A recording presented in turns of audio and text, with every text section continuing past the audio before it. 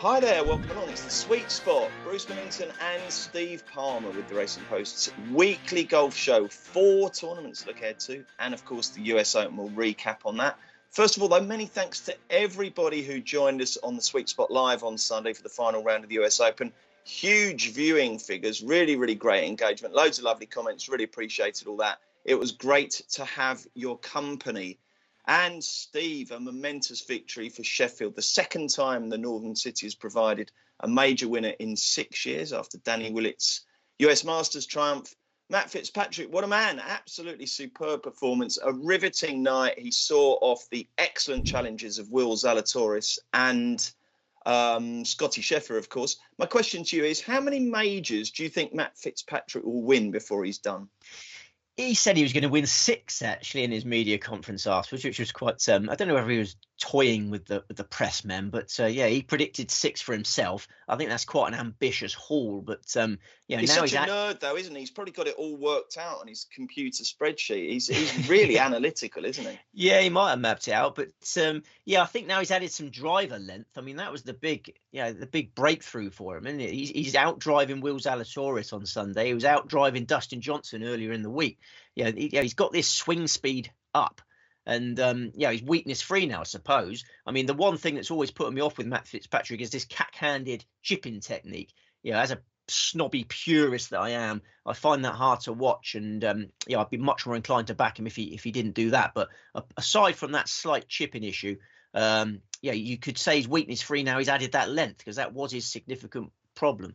And we know now that he can, tough it out in the hardest of circumstances, because that was a big old test, wasn't it? To make no mistake, there, Zalatoris gave everything. So did Scheffler. I mean, he had to play so well to win that.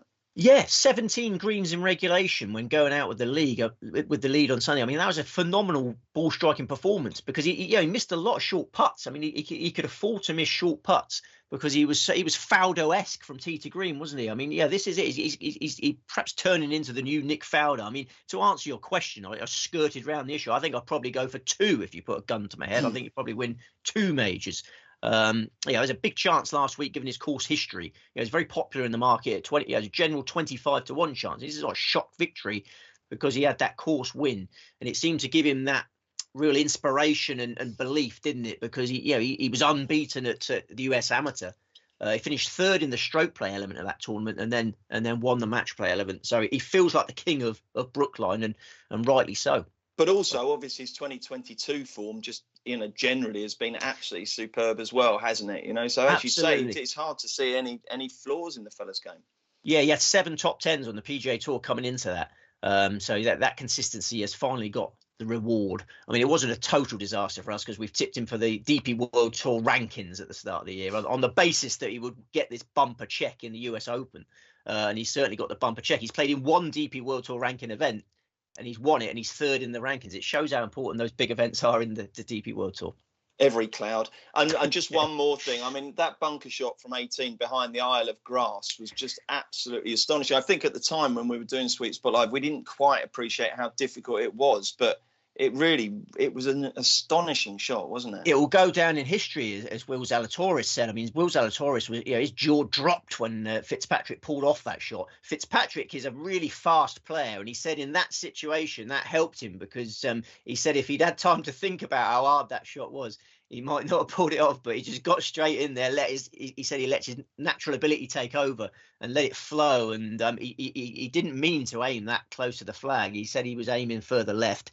And then he got a bit more cut than he expected. Yeah, fantastic. Glorious way to finish a golf tournament. And I would say Zalatoris has gone up in my estimation as well, to use the Kevin Keegan phrase. I thought it was an absolute gent afterwards. He went up to Mr. and Mrs. Fitzpatrick and said, if I was going to lose like a major like this, I'd rather it was your son than anyone else. He was very magnanimous in defeat. I thought he came out of it with enormous credit, not just with the way he played and scrapped on the course, but also the way he conducted himself afterwards. So he's a fine young man, an official fine young man now. Yeah, he's an official fine young man, but he's also got some real guts, hasn't he? Because over those closing 13 holes, he was 3 under par in the mix. He fought back after an edgy start. And his putting performance, again, was remarkable. He putts so well in the majors and so rubbish in the regulation events. It's a real quirk of Zalatoris. And he's had 4 runner-up finishes on the PGA Tour. 3 of them have come in majors. Astonishing. Absolutely. And another thing I thought about the 3 at the head of affairs, temperament, all had a good temperament. And I think, we're seeing yet again the issues with Jon Rahm. He was getting so down on himself, wasn't he? He was really, really boiling over. I mean, you can understand his frustration. If I was Jon Rahm, I'd be worse. I'd be breaking clubs and swearing and bursting into tears. But, you can't win golf tournaments like that, can you? It's intensity, and it is a massive disappointment on Sunday. He talked a really good game all week from the pre-tournament media conference onwards. I sensed a quiet confidence, but I thought he was in a good place mentally. But he clearly lets things get the better of him, doesn't he? They're too intense. He bogeyed the 2 easiest holes on the front 9, the 5th and the 8th. They're pickup holes, and he bogeyed him 2 over par for that front 9, closing 74, tied for 12th place. He's dropped to 3rd in the world rankings now, and I think he'd be full of self-loathing. I think. Yeah, you could have a small mental crisis for Rahm here. Anyone else you want to talk about? He'll hate himself more than I hated him after his performance on Sunday. No, you can't hate. You can. I know, hate's a strong word. No, yeah. We're lovers. Bit dismayed with him, let's say. Yeah, anyone else, good or bad, you want to highlight? I think Scotty Scheffler didn't do much wrong, did he? I think we got to give him another pat on the back, the Chef there. That's a top 20 finish in 8 of his last 9 majors. A top 2 finish in 6 of his last 11 tournaments. I mean, he's way ahead at the top of the world rankings now. We were talking on Sunday about how no one's managed to get clear and stay there for ages. The way the Chef is going, he may well be the man. That's a swanky T-shirt. Is that the Killers? I can see. Let's have lean back a bit. Oh, that is the Killers. Yeah, that was it. That was an emergency purchase at that gig I went to because I had to go to wear a top. Well, I had to go to the merchandise store to get Grace a Blossoms top because it was a big birthday treat, and the rain was coming down so hard on that walk. It's only a 5-minute walk from where I was to there, but I was completely drenched through and through to my pants, so to speak. They didn't sell Killer's pants, but I had to buy this just because I couldn't go back into the hospitality bit looking like like a drowned rat. So that's the second time, isn't it? You've had to buy emergency merch. Do you remember when we were stuck in Barcelona because of the volcano, and we literally had packed just for one night, so we had to go to the Barcelona club shop to buy Barcelona underpants. That's it. And they were quite tight fitting, weren't they? Yeah. I kept mine for ages though as a memento. Yeah, they were designed for children, weren't they? And I don't pack a huge punch in that area, but it really did restrict. But this won't find the winners. No, it certainly won't. Okay, well, let's move on and look ahead because we've got 4 tournaments this week. Let me spell out what we've got. US Tour goes to the Travelers Championship. We've got the BMW in Germany on the DP World Tour. And then we've got the US Seniors Open and the Women's PGA. So tons to get through. We'll start, obviously, with the class event, which is the Travelers Championship over there in the US. Here is how Boyle Sports bet. Oh, my eyesight's so bad. 8-1, Rory McIlroy. 8-1, Scotty Scheffler. 9, Justin Thomas. So straight away, you can see what a great event this is. 12, Patrick Cantlay. 14, Xander Schauffele. 14, Sam Burns. 16, Jordan Spieth. 22, Sungjae Im and Joaquin Niemann and Tony Finau. 28 bar. 10 each way places, which is good news. So, Steve, real star-studded tournament this. Where are we and tell us about the course? We're at TPC River Highlands, Cromwell, Connecticut, 6,852 yards, par 70, only 2 par 5s, has hosted since 1984. Jim Furyk carded a 58 in the 2016 Travelers Championship, which tells you all you need to know about the challenge. I mean, this is a doddle for the tour professionals, glorified putting competition. There's not much wind in the forecast. So who will it suit? Good putters, I presume. Yeah. You have to bring a good putter to this one. It's going to be 4 rounds in the 60s to win this. All right, excellent. How many selections? 4. Good man. Main tip? Patrick Cantlay. 12-1 with Boyle Sports, getting 10 each way places. 16-1 available elsewhere with fewer places. There's rumours he's going to join the Live. Who are the? There's rumours abound. I've heard Cantlay, I've heard Matsuyama, I've heard Brooks Koepka, not Adrian Answer. Adrian Answer, he's already there. Is he? Abraham Answer. I think that's about it. Who have you heard?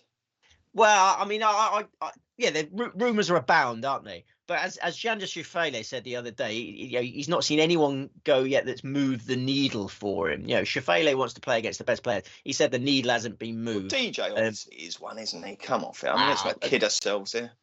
Yeah, but did it move the needle? I mean, he's talking about like the PGA Tour becoming worse than the Live Golf Tour. Yeah. I don't think there's going to be enough needle movers out there for us to fret at this stage. If we are indeed fretting, I'm not fretting. There's much bigger things in the world to fret about. That's for sure. So, it's only golf. It's only golf, and I don't know. I'd be surprised. It's not only golf, obviously. There's a lot more to it than that. Sorry, that was a silly comment. But concentrating on the golf. Let's get back to that because that's what people are tuning in for. They're tuning in for winners, and you like Patrick Cantlay. Why? I do, because he once carded a round of 60 on this course when he was still an amateur. The 2011 Travellers Championship. Cantley's second ever PGA Tour star. And he finished the tournament in 24th place. It was a huge statement. He was the best amateur in the world. He was ready to take the PGA Tour by storm. Hasn't been playing sailing since then because he's had lots of injury issues. But from 2017 onwards, he's established himself as a member of the elite. 6 PGA Tour titles at the age of 30. FedEx Cup champion, President's Cup winner, Ryder Cup winner. And this year, he could easily have won the Phoenix Open, got beaten by the Chef in a playoff. He could easily have won the RBC Heritage, got beaten by Jordan Spieth in a playoff. He did win the Zurich Classic pairs event alongside Xander Schauffele, and he's played some great golf in his last 2 starts. 3rd in the Memorial, 14th in the US Open last week. Each day is round improved by a shot, 72, 71, 70, 69. His last 4 Travellers starts, form figures of 15, 15, 11, 13. And putting, as we mentioned, is key. His putting can turn into a magic wand. I think last year's BMW Championship, you might remember that one. It was a great, entertaining tournament. Him and Bryson DeChambeau dueling. I think that's a noteworthy pointer to this week. Yeah, big, noisy crowds for that one. Low-scoring event. Cantlay produced the best putting performance of all time to win it. This week, big, massive galleries for this one. I think it's why it's attracted so many of the big names. It's a nice, easy course, massive galleries. I think Cantlay can conjure something similar to that BMW performance. Okay, so Steve Cantlay this week. He'd much rather back Cantlay. Who else do you like? Next best, Denny McCarthy, you were banging on about a lot last week because of your Grange Hill passion. 55-1 with Boyle Sports getting 10 places, 66-1 available elsewhere getting fewer places. He can take great confidence from that US Open. His ball striking's improved a lot this year. 7th in the US Open underlines that. That's his best major effort by a long way. It followed 5th place in the Memorial. He hasn't missed a cut since the Phoenix Open. He's been really catching the eye, threatening a PGA Tour breakthrough. And this week, this assignment suits him better than all the other ones he's been doing well in. He's one of the best putters in the circuit. You'd fancy his first victory to come in a low-scoring event. He won the 2018 Corn Ferry Tour Championship with a 23 under par total. I think he feasts on birdies this week. Denny McCarthy, big prize. Excellent. 3rd. Maverick McNeely, sweet spot regular, 60-1 with Boyle Sports getting 10 each way places, 80-1 available elsewhere getting fewer places. Another magnificent putter. All my 4 flat stick masters. And McNeely seems to thrive on shorter courses. This is one of the shortest courses on the circuit. He was 2nd in the AT&T Pebble Beach Pro-Am last year. He was 4th in the RBC Heritage. He's a 2-time PGA Tour runner-up.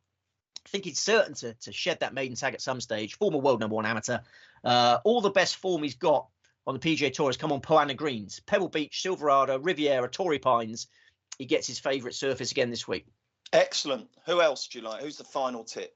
The finale is Mackenzie Hughes, 70-1 with Boyles getting 10 places, 125-1 available elsewhere with fewer each way places. He once carded a round of 60, same as Cantlay. He's got a round of 60 on this track. Finished 3rd in the 2020 Travellers Championship. He's also got a 64 to his name on this track. Another one with a putting stroke to die for. I think this setup's ideal for him. 28th in the Canadian Open when we were on him, 24th in the US Open. I think you build on those efforts at Cromwell. And 3 of your 4 tips have got muck in their name. Have you noticed that? I haven't noticed that. That's a good spot. What does that mean? Is that an omen? I mean, anything whatsoever. It's just a little bit of a coincidence. Anyone else you want to talk about, Steve? I mean, out of those front 2, I've got to say I'd much rather pack Scheffler than McIlroy. I mean, unfortunately, McIlroy he just keeps meeting with these mini calamities on a regular basis. Scheffler's a much more serene operator, isn't he? Well, the favourite's got a muck in as well. Maybe that is an element. Muck. I think Muck Roy is a surprising entry. It's a surprising entry because this is his 4th week in competition. He's got a Memorial Canadian Open victory, US Open travellers. Aren't they paying him quite a few quid in appearance money at the moment, just to kind of, keep the quality up on the US tour, just to make sure that they're saying, look, we're still the number one operation round here. Quite possibly, yeah. I mean, me being the old romantic, thought they were all here because you get massive, enthusiastic crowds at this event, and I thought they might just want to make some birdies and entertain the crowds. But yeah, you're probably right. But I just wonder whether he's mentally fatigued after 3 weeks in the spin, in the thick of things. Wasted another strong start last week. So I can avoid McIlroy at short prices. Scheffler, much more tempting. Yeah, but Lady Luck's turned against him a little bit, and he playoff loss at Colonial, one shot defeat at Brooklyn. No, it's like a winning habit. Yeah, when you lose that winning habit, it's sort of I can do without him. I think he's another one that could do without a week off. So I just don't have passion for those market leaders. McIlroy, Scheffler, Justin Thomas. I can't generate passion when I don't think they're going to have passion for the event. You know what I mean? Yeah, I do indeed. It's a really good field, though, isn't it, Steve? Looking forward to this no end, aren't you? It's a ruddy good field. It's a ruddy good tournament. It's a ruddy good world.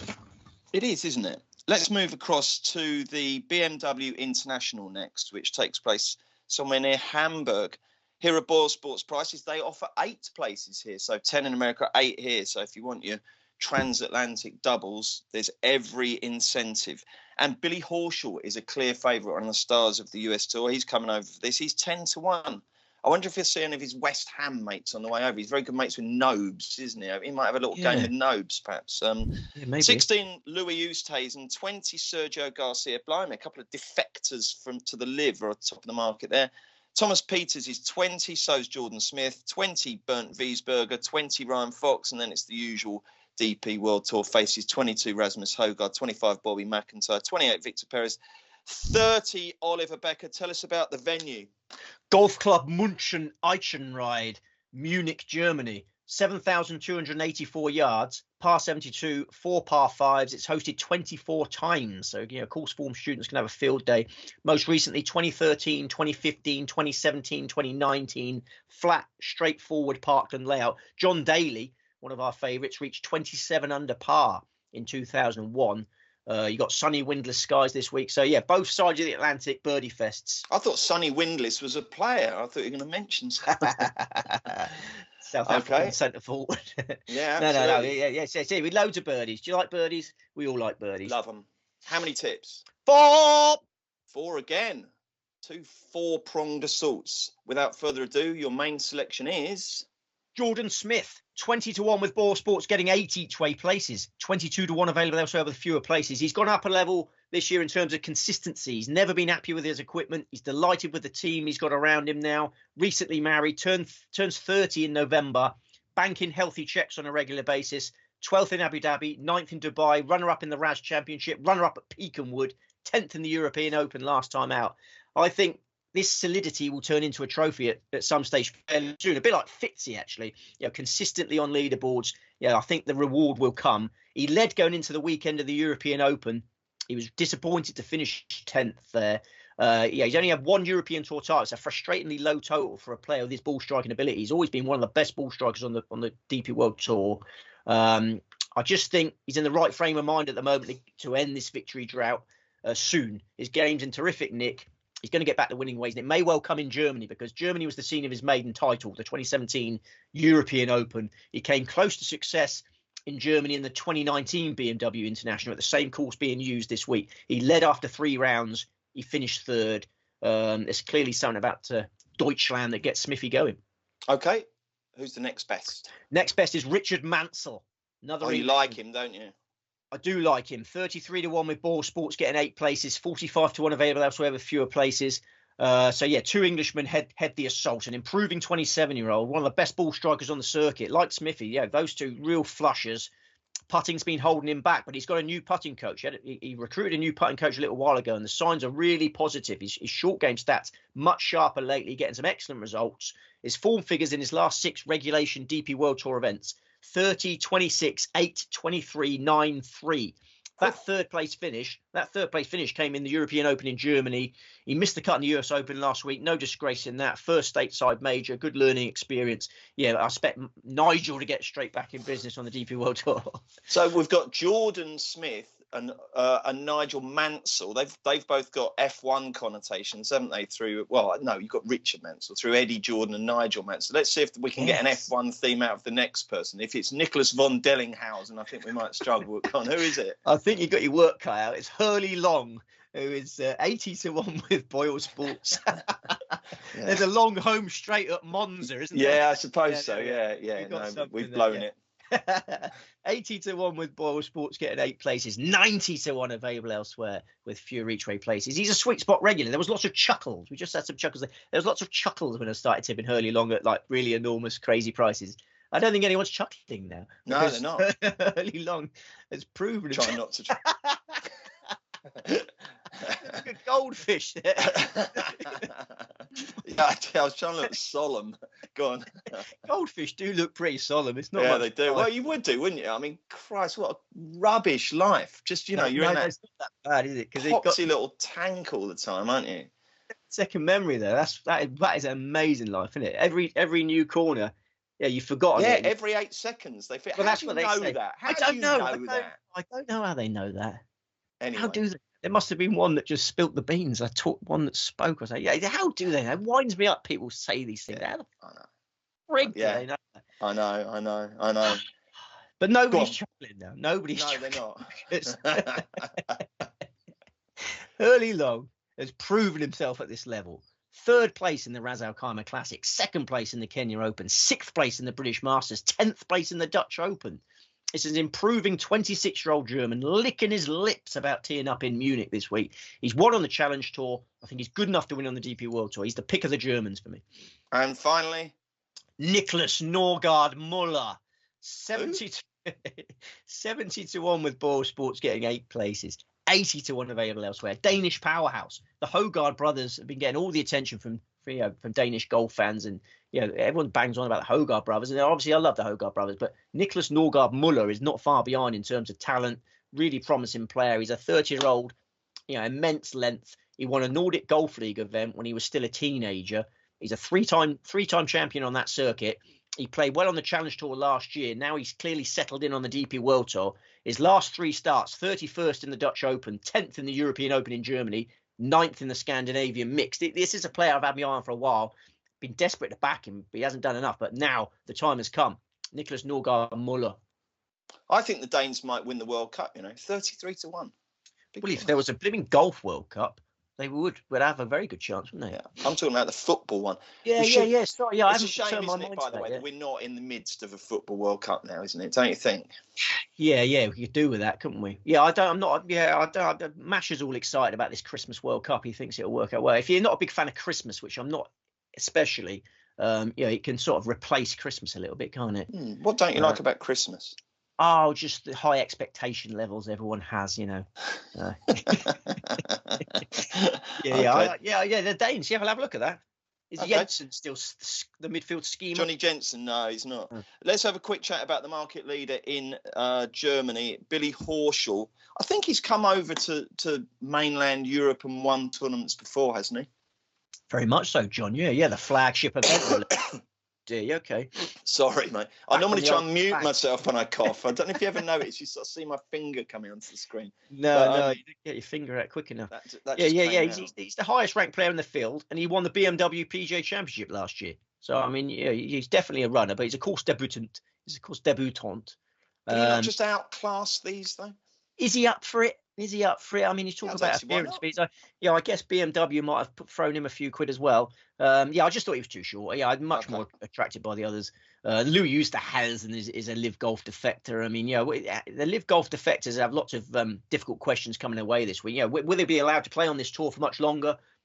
Who knows? Well, Keith Pelly probably knows. But yes,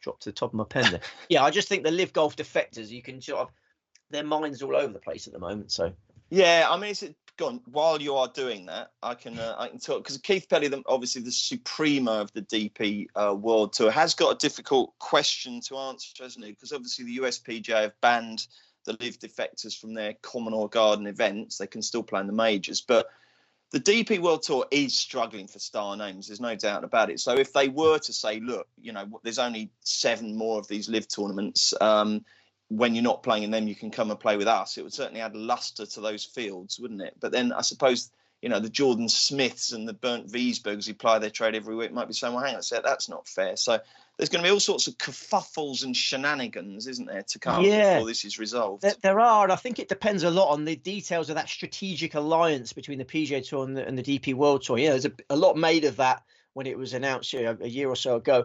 And, what are the nuts and bolts of that? Because Keith Pelly must be desperate just to rip that up and just like become... make the DP World Tour stronger through all the live players coming in. So I don't know what the PGA Tour will hate the DP World Tour if we rip that agreement up, but then they may do so out of selfish reasons. Whoever thought we'd be having a chat about the nuts and bolts of a strategic alliance on the Sweet Spot? This is not it. Me.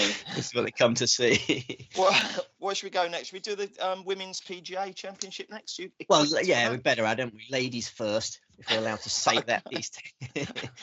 And then we'll move on to seniors. Ladies before seniors. Okay, right then. Here we go. Boyle Sports offer 6 places here, and they go Jin Young Ko at 8s, Nelly Corder at 9s, Lydia Ko at 11s, Minji Lee at 12, Lexi Thompson 14, Brooke Henderson at 16, Ataya Titical 22, Leona Maguire 25, 28. Bar, where the dickens is this taking place and who's going to win it?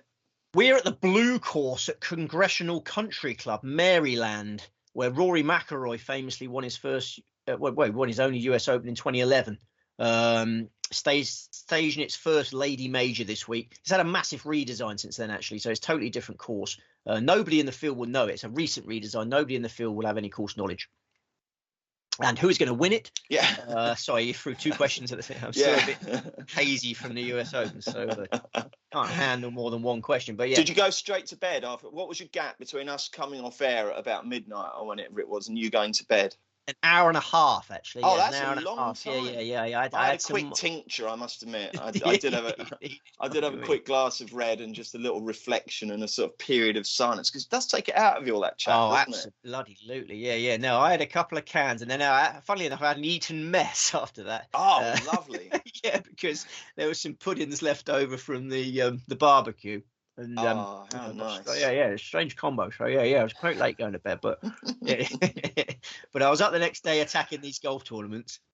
Good man. I feel like I've got this one in. I get very excited about each way quadruples, as you know. And I think with 4 tournaments this week, we've got to have a go. And I'm going to go. I think each way lucky 15s are the way, by the way. Oh, blimey.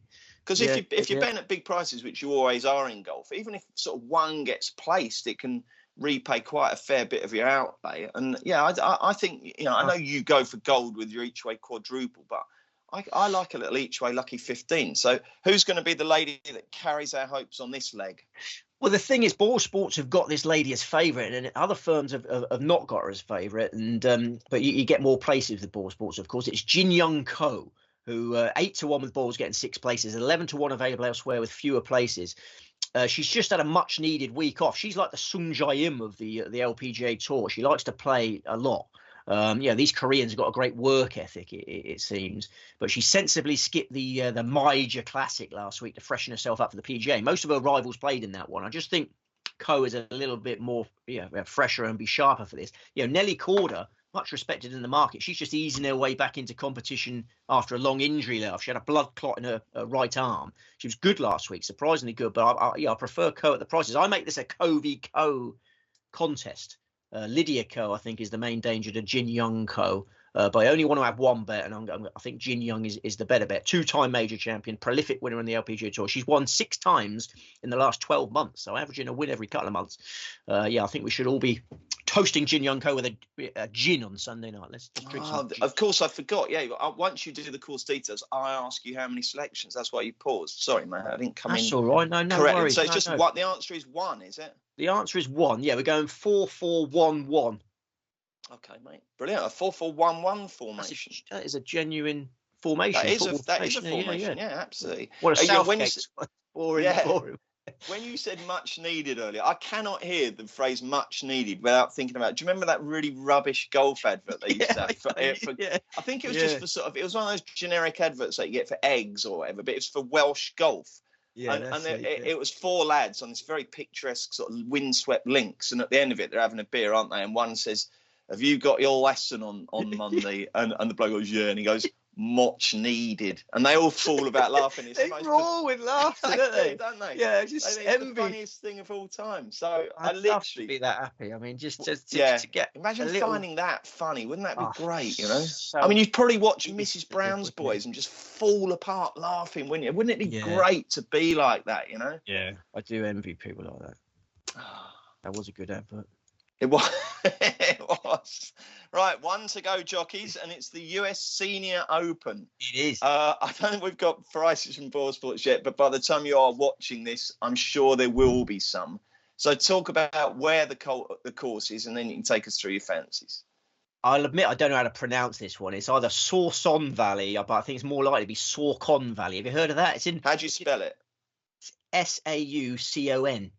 I think it's Saucon Valley. I guess it's Saucon We'll go with Valley. That. Saucon Valley Country Club is in Bethlehem, Pennsylvania. So not Bethlehem, Israel. No, we're off to. That would be mad, wouldn't it?